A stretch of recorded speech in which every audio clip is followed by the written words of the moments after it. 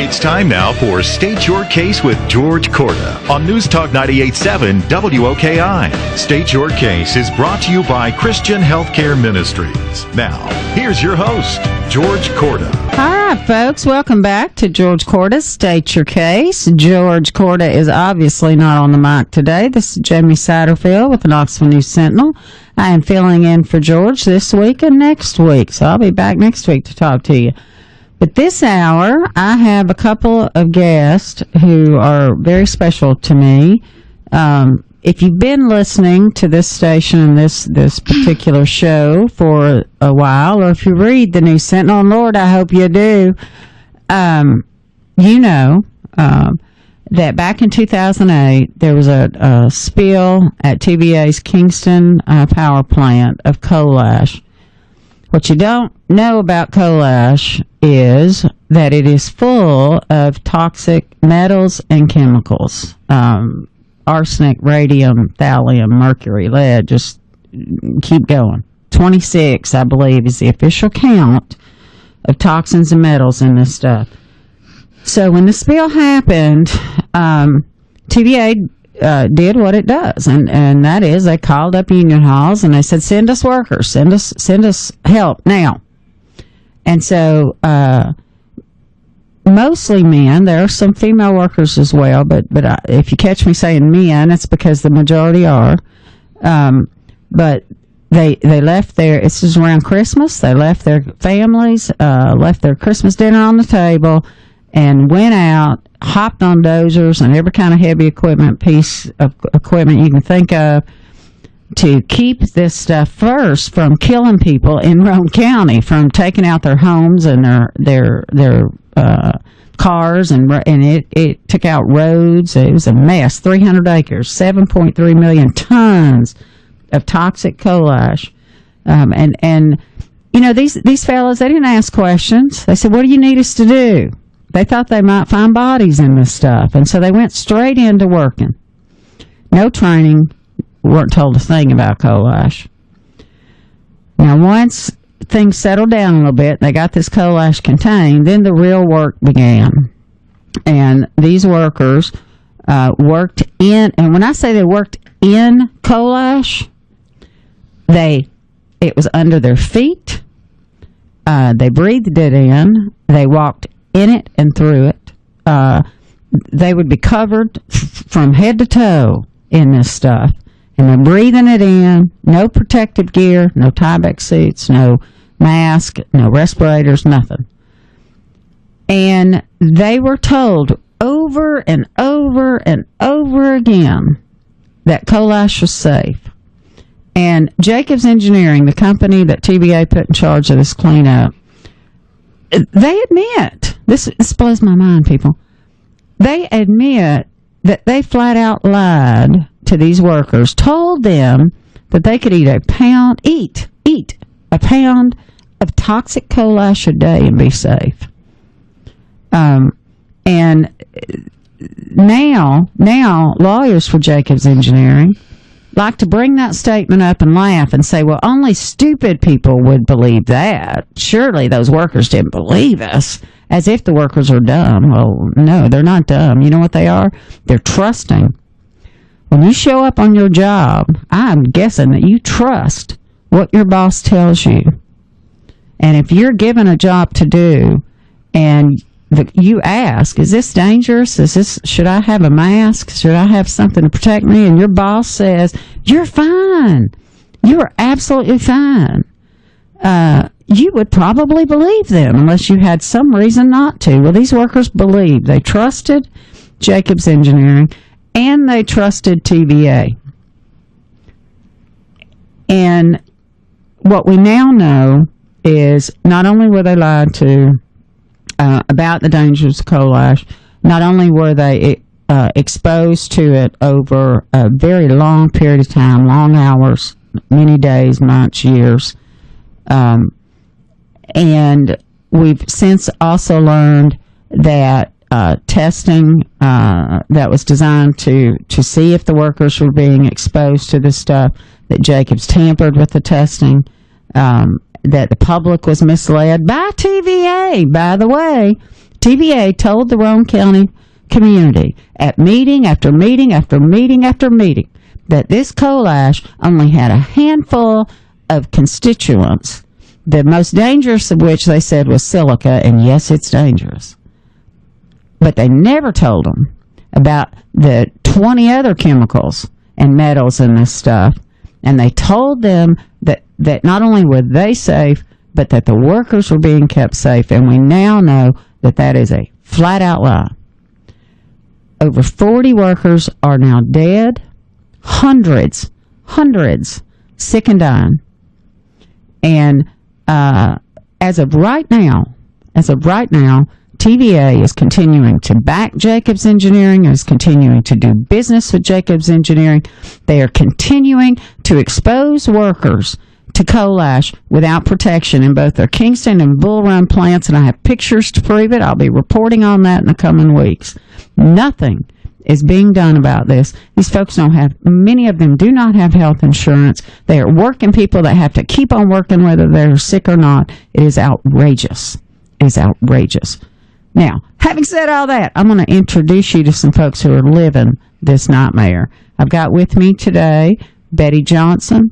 Her husband Tommy worked on the site and is now sick. And Julie Bledsoe, her husband also worked at the site and is now sick. And she's got other family members who worked in this spill who are sick. So, ladies, welcome and thank you for being here today. I'm going to start with Betty. Betty, tell me a little bit, if you don't mind, about your background as it affected your viewpoint when Tommy took this job. In terms of whether you trusted that Tommy would be safe. Tell these folks what you do for a living and why you believe that he would be safe. First, I want to say thank you for inviting me. I'd like to say that my husband, when he went to the job site, he was a first responder. And he got there the very first day, and he was a perfect, healthy man. And now he's a different person. He has breathing problems. He has nerve problems. He passes out. He has a terrible cough. And he could possibly have CPOD. We're checking into that next. I'm a person, I work at a job site at Oak Ridge, one of the plants. And safety is one of the first things that we take care of on our job site. We have safety on paper, we have it on the internet, and we practice safety daily. And if one of our workers at my site have a problem with safety, you have a right to stop work. They call in the officials that needs to be called in for that particular item, and they explain to them what's what. They didn't change anything, but nothing doesn't happen safety-wise until it's actually taken care of for the men. And for whereas my husband, Tommy has not been able to do things he used to do. He can't really be by himself for long periods of hours because we're afraid he might pass out. Even this morning, he had a real bad attack with coughing, about 10 minutes, and breathing. He has a problem with his breathing. It's just a situation that our life has totally changed. We've not been able to do things together. We've had a bucket list of items we wanted to do once I retire, but those things cannot be done now because of the ash spill. I am really appalled with TVA. I'm appalled with Jacob Engineers. I'm appalled with EPA. Something needs to be done about this for the workers. Hear about the lady had the funeral Friday. 45-year-old man, that hurts. The lady, I'm sure she's very distraught because I'm distraught for her. It's very hurtful. And Betty, how long have you and Tommy been married? Tommy and I have been married 22 years. And how many kids and grandkids? Excuse me? How many kids and grandkids you got? We have 3 daughters and 6 grandkids. And now Tommy's a fisherman, a hunter, or he was a fisherman and a hunter, and like outdoors. He can't mow the yard anymore. And it takes a lot of his pride away from him to be a man. And his grandkids, he can't do anything with them. Like he has boys, so he wants to take them fishing and hunting, but he can't do those kind of things anymore because of the things that's happened to him at the ash spill. And Betty, when the spill first happened and Tommy was out there working, You went to some of these, or at least one of these community meetings, right? I went to several community meetings, and I was always the person to stand up and ask. They talked about paying off the people that live there, the homes, taking care of the land.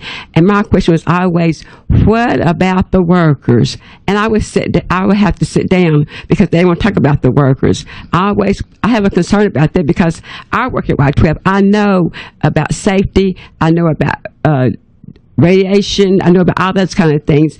And I always tell my husband, you need to wear a mask. And he would say, BJ, I cannot wear a mask. I will get fired. And that was, he wasn't just blowing smoke. We have evidence of people who were, in fact, fired for asking for something as simple as a dust mask that you could go and buy at Home Depot. And I believe Tommy maybe had one over in the side pocket of his vehicle or something. Yeah, thinking that maybe one day if somebody else wore one, he would put his on. Because they were afraid. Yeah, he was afraid. He was very afraid because the Tom Bach, the safety person, talked to them really like they were kids, and demanding what they should do and shouldn't do, and safety wise, and lying to them. And I've spent some time in court. When we had court also, and one of the persons that I heard speak was Tom Bach, and I could tell from the way he just talked, the lies he told, and I actually had to get up from the courtroom and go out the door because I was so hurt and mad. I wanted to scream out, but I knew I couldn't because the things he was saying that was incorrect. Yeah, and Tom Bach, folks, was the Jacobs Engineering safety guy on this cleanup site. And he was the one that had the most interaction with workers in terms of telling them first that they were imagining that they were sick. A lot of the workers started having similar symptoms. Low testosterone was one of them. TVA employee Dwayne Rushing, when he found out about the low testosterone. Now, what he should have done is alert TVA managers, we got sick workers. You know what he did? He made fun of them. He told these workers that if they were having testosterone issues, he'd be happy to swing by their house and take care of their wives. That is a TVA employee. He admitted it in a deposition. But Tom Bach was Jacob's head safety guy out there. He's the one that told them about that they could eat this pound of colash a day.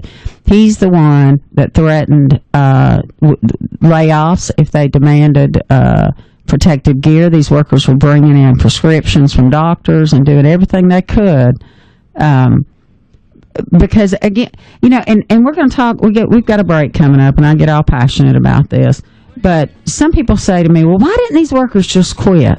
And we're going to talk about that when we come back, because you don't just quit when you're a working person. This is News Talk 98.7. George Cordes, state your case. I'm Jamie Satterfield with the Knoxville News Sentinel filling in, and we will be back right after this break. Well, folks, welcome back. This is George Cordes, state your case on News Talk 98.7, and I am Jamie Satterfield with the Knoxville News Sentinel. And I have been shelling out some dirty laundry of TVA and their favorite contractor, Jacobs Engineering. TVA right now is doing $200 million worth of business with Jacobs Engineering, and they have put Jacobs Engineering in charge of projects right now at Kingston and Bull Run that involve workers. And workers right now are working at TVA without protective gear. And again, I got photos to prove it. If you don't know, we did have what's called the first phase of a federal toxic tort lawsuit that some of the workers, really a small number of workers, have filed against Jacobs Engineering. TVA, and on the front end of this deal, when the spill happened, TVA did a few things to make sure they'd be safe. They put Jacobs in charge. That way TVA couldn't be sued. Then they signed a deal with Jacobs that they would pay Jacobs legal bills if they got sued. So as Jacobs goes, TVA goes, right? And what that did that little legal maneuvering, set up a situation where this company, Jacobs Engineering, I'm sorry, folks, proof is in. They knowingly endangered and poisoned these workers. And TBA at this point legally cannot be touched. And Jacobs has 3 law firms right now, one out of Nashville, one out of D.C., and one out of L.A. These are big, high-powered firms that you, TBA ratepayers, are paying, by the way. And they will drag this thing out till every worker is dead. That's what they're going to do. That's their tactic. They are trying to convince a judge right now to force many trials for each sickened worker. Can you imagine? It'd be 100 years and we'd still be trying them if anybody was still alive. It's ridiculous. But anyway, so I've got in studio with me Betty Johnson, whose husband Tommy was one of the first responders out at this site, and I also have with me Julie Bledsoe. Her husband also worked and is now sick. So Julie, I want you to introduce yourself. Tell us about your husband and your family, and how your husband came to be on this site, and what his health is like now. Well, thank you for having me, Jamie. My husband Ron was one of the first workers called to help with the cleanup. And he was very thankful to have the job and, willing and ready to work, and worked very, very long hours, 7 days a week, round the clock, just come home time enough to sleep, eat a bite. Now, would he bring in coal ash for to be honest? Yes. After he'd been working there for a while, he said, hey, a lot of the guys are coughing. And I said, well, the EPA's there, aren't they? You all are being taken care of. And he said, well, every now and then I see someone come in a, Tyvek suit. He said when the people come in, they're dressed out, completely in Tyveks, and they have So the EPA made sure they were protected. So then when they came in to do their testing, when they came, they were completely dressed out. And I said, well, what about you all? He said, well, they will not let us wear a dust mask. And I said, that's impossible. That's not right. I said, surely there's a misunderstanding. Back in the 70s, my father was working in the mining industry. He was a civil engineer, and he would go in and keep the mine maps current, so if they had a disaster, they knew where to drill to get, and I remember him talking about all of the safety, and everything, and you could hardly get your work done for so much safety. And so I had an understanding of that and a high level of trust, that my husband was being looked after. And he said, well, they tell us it's okay, it's all right. And, this was during the housing bubble when everything crashed, and people were losing their homes left and right. And we were very thankful that he had a job. Right. And there were bills to be paid and children to feed and, all that. So we believed. And, looking back, I would give anything for him to still have his health. And I would give it all up, if I could go back. What was wrong with Ron? Well, he has COPD, and this is from breathing in coal. Yeah, he's never smoked. Period. He's a very health conscious person. He'd never had a high blood pressure reading in his life. He had a mild stroke on that job, and found out that some of his veins were not in very good shape. And a lot of times if you're exposed to high levels of radiation, or it can cause trouble with your vascular system. He has a really hard time breathing at night. He has to sit up. He cannot sleep all night now. He has to get up and sit up. He's actually here with me today, but could not sit in the studio for coughing. He has a little gravel in his throat. He's constantly clearing his throat. Not only do you have lung issues, you have throat issues with this, and has a lot of sinus problems. A lot of the men have had, he gets this condition with his skin where these lesions will come up and they itch really bad, especially in his scalp area. And he's been to doctor after doctor after doctor, and nobody could seem to do anything for him. But the emotional toll is very measurable as well. Every we're just brokenhearted over the loss of his coworker last week, and just grieving, like Betty said, with his wife. Mm-hmm. And we've lost quite a few workers up until now, and so every time the phone rings, it's who's sick today, who's in the hospital. Who's paying your medical bills? Anybody paying your medical bills? Well, I have a job. I have great benefits, and I have him on my insurance, and we're very thankful for that. When he's sick, we go to the best doctors we can find. But a lot of people don't know how to treat this, and I feel like the knowledge is out there, mm-hmm. and it's just knowing how to take care of yourself. We go to pulmonary doctors and our general practitioner, and he's been to several dermatologists. Mm-hmm. And if it weren't for my insurance, I feel like he would have died. 3 years ago, he got really, really sick, and he went, to pulmonary specialists, and he has to go for a CAT scan now on his lungs every 6 months. And those are thousands of dollars. Yeah, and think about that, folks. This, Ron goes to work in 2008, right? Yes. Right after the spill, and it is 2019, and listen to this man's life. Yes, it's been downhill ever since. And that is it's the same story over and over and mm-hmm. over again, without fail, with these workers. Exactly. And then the long-term health of our family, our children, we don't know. Right. And they've done countless studies in America. They study everything. Mm-hmm. The information they're still studying. And we don't know what's going to happen. Mm-hmm. We don't know. So I just what do you want people to know? I mean, what. Honestly, you can't trust anybody when it comes to your own health. The EPA, everything's supposed to be fine. It's like, am I in America? Mm. Is this really the United States of America? This is my husband, right? That was sickened due to their greed, mm-hmm. and that's all it was. It was pure greed. And you think about the CEO. How many board members do they have on the TVA board? The main one gets how many million a year? $6 million a year. And how much does our president make? Right. Why are they paying that man $6 million a year, and they're killing all these people? Yeah. And the power that TVA has was driven home to me when just recently I learned that the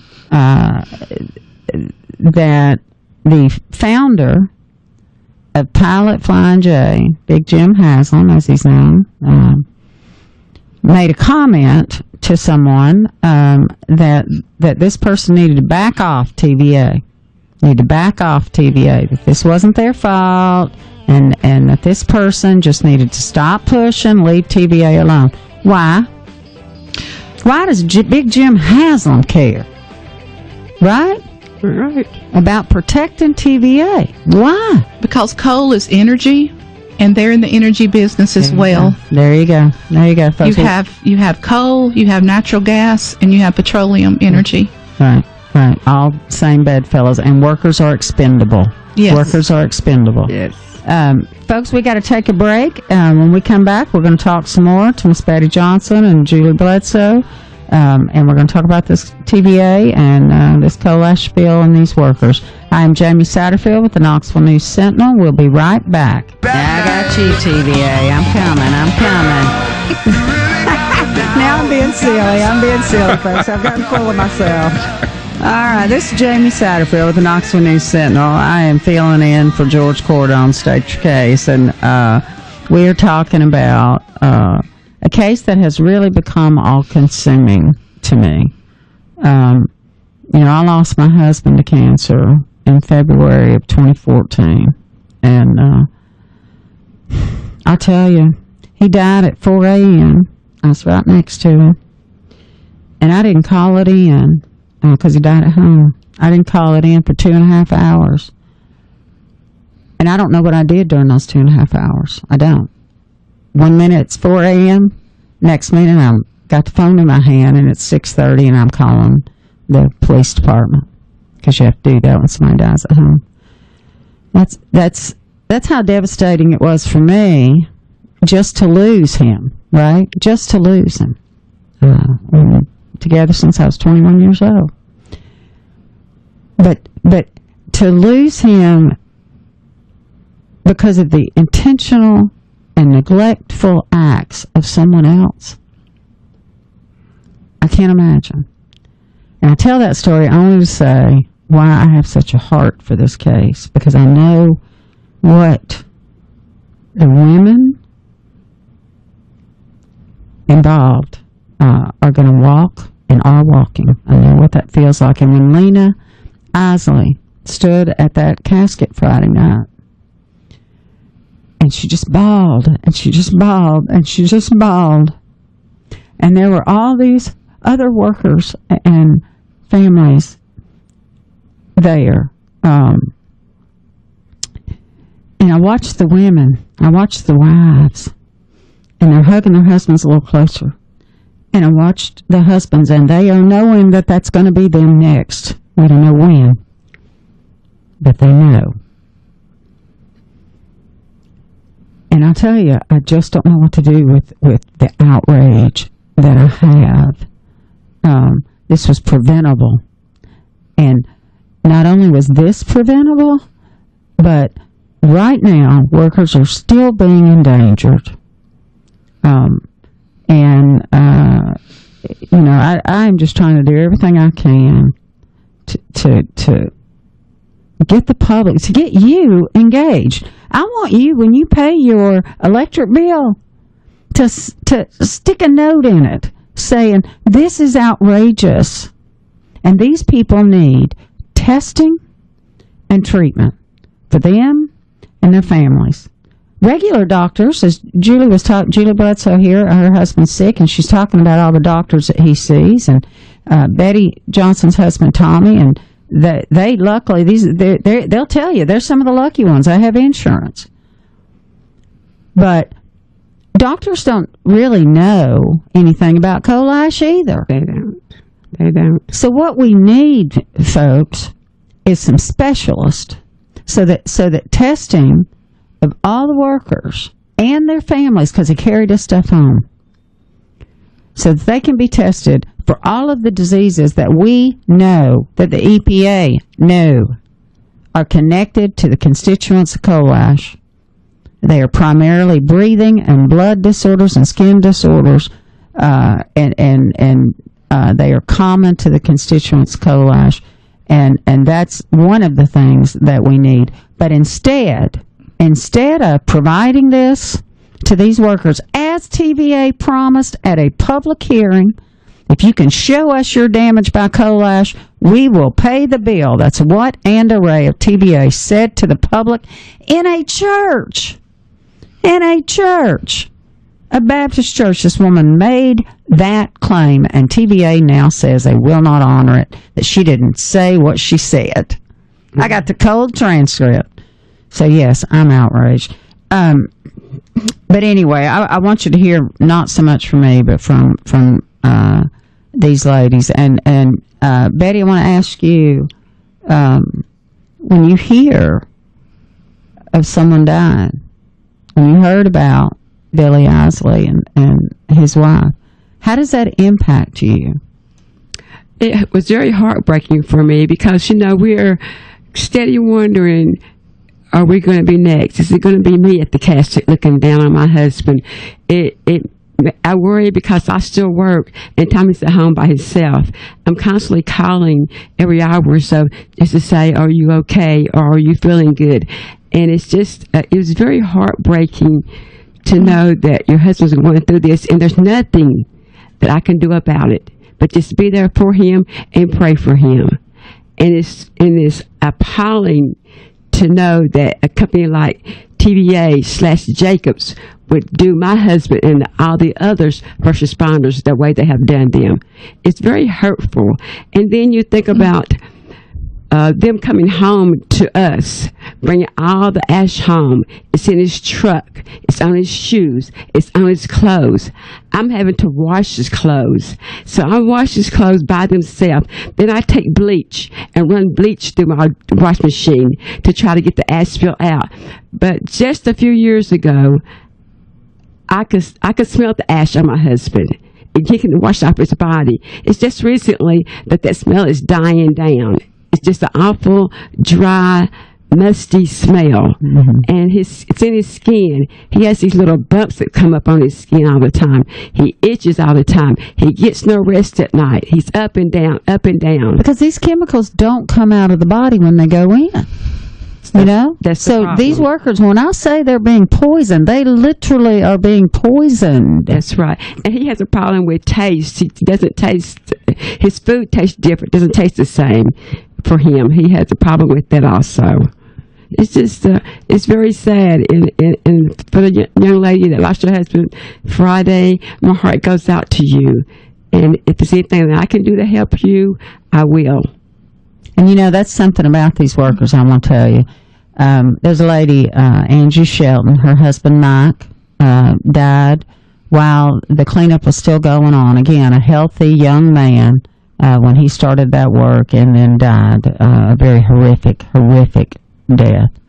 And Angie has never worked outside the home. She took great pride in running a good home for her husband. That's what she did, and she'll tell you that. He was her whole life. They had no kids. Her family's not all that supportive. And when he died, she lost everything. And these workers, who themselves are sick and struggling, took up money for Angie to help her pay her electric bill, to pay TVA that poisoned her husband. Folks, we will be back. We got to take a break, and then we'll have this last little segment here. This is News Talk 98.7. I am Jamie Satterfield with the Knoxville News Sentinel, filling in for George Corda on State Your Case. I think Josh is reading my mind. You must be hiding in my bathroom when I'm getting ready for work in the morning, because this is another one I do. That's right, another one bites the dust. Ain't no sound but the sound of speech. And by the way, folks, if you've not seen Bohemian Rhapsody, the movie, it's awesome. I haven't seen it yet. I want to see it so bad. Is it great? It is good, and I really didn't know a thing about Queen. Knew the music, and I just went because my son wanted to go see it, and it was awesome. It really was well done. I'm a huge Queen fan, so I got to go see it. You'll like it. All right, folks, this is Jamie Satterfield with the Knoxville News Sentinel. We've spent this last hour here talking to Betty Johnson and Julie Bledsoe. Both their husbands were poisoned in their work at the Kingston Ash Spill. And so far, nothing has been done. Nothing to either help them or to help workers who are currently being exposed. And TBA refuses to talk to me about these issues. They say that that's all it's a court thing that doesn't involve them. Well, that's absurd. That's absurd. And we were talking about the sicknesses that these workers have. The fact is, medical community does not. There aren't coal ash specialists out there necessarily. But one thing I want to say is, you may be wondering why TVA would not. It would, honestly, Jacobs Engineering is the one that's being sued. It would be really easy for TVA to stand up and go, "That's horrible. We had no idea they were doing that to workers. Shame on them. They should pay." I mean, that's a simple thing for TVA to do. So I go, why? Why are they digging in so deep? Why? Because they make millions off coal ash. They make millions off of it. And let me explain this real quick. What they do is they skim off the top of their coal ash. It's a byproduct of burning coal. They sort of skim off the top, and that's what they sell. It is used in building materials and really all kinds of stuff. What's left over is so bad and so toxic that they can't sell it. They can't get rid of it. So why is TVA not stepping forward? Because they make millions off coal ash, and they need to be able to store it right here in our community, threatening our water, by the way. But they need to be able to store it and they want to do that with as least regulation as possible. And if you know what, if 1,000 workers have to die and their families, well, that's just the cost of doing business. That seems to be the attitude here. And I'm just gonna. We've got a few minutes left, and I'm gonna let these ladies in a minute or so just say what you want people to know about your husband, your family, and all of this. And I want to say real clearly, folks, yes, there are some of these workers who are suing, but they're not suing for money. They're suing for justice. They're suing for testing and treatment. And I want to make that real clear. And there are many, many workers out there who are not even a part of this lawsuit. They're afraid to join this lawsuit because they're afraid that they will lose their jobs or be blackballed on every other job that they might try to get. So, Julie, I'm going to let you, you got a minute. Tell me what you want me to know and what you want the public to know. What can we do? Well, these people that worked on this job are your neighbors down the road. They may be your relatives. They may be your family. And all they did was go to work and try to make a living. And instead, their lives have been changed forever. It makes you question the country you live in. Why were you neglected this way when you were supposed to be protected? And where were all these agencies? And where were all these agencies? Why is this not on the news today? I mean, this is a history-making occurrence. They have been found guilty in federal court. Yeah. They have been told to begin mediation. They actually, have done cruel and mean things to people that are hurting. They went down there in Kingston and congratulated Jacobs on a job well done. That's right. TBA ran a full-page ad. Put out a full-page ad, infuriated the leaders of that county, and they have since filed a lawsuit against Jacobs. This isn't about lawsuits, but unfortunately, you have to do those things to get people to make them do right. Sure. I mean, our sons and our husbands and our daughters and our wives are over there working in it right now. Right. And this area of the country has a huge amount of cancer. Is it because of our water? Is it? Right. And so this is affecting all of us. My husband has chronic diseases that are unrecoverable. So does his brother.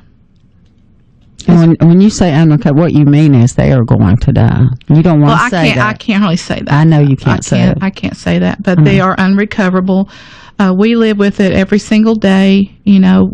Watching him, have to sit up and sleep. He can't lay down, the whole night.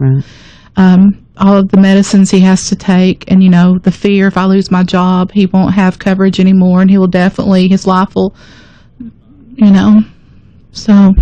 Well, we are out of time. I could sit with these ladies and just talk all day. I really could. But I'm going to ask you folks, stand up and say that TBA needs to bring justice to these folks. I want you to say it every day.